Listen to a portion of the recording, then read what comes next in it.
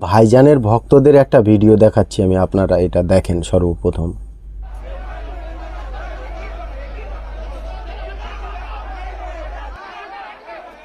এইটা কি? এইটা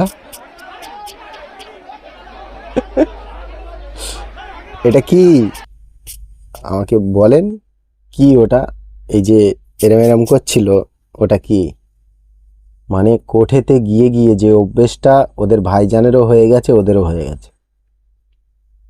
আর বাংলার মানুষকে নাচানিয়া বানিয়ে রেখেছে সবাইকে। ওই আব্বাস সবাইকে নাচিয়ে আর এইটা করার চেষ্টা করছে। তো যারা যারা অন্ধ ভক্ত হয়েছে এই মালটার, তাদেরকে আমি বলছি, এটা করার থেকে এটা গিয়ে করো মসজিদে, ওটা লাভ হবে। আর না হলে সেখানে গিয়ে এটা এমন এমন জায়গায় ঢোকাবে, তোমাদের বাপের ক্ষমতা নেই সেটা থেকে বাঁচানোর।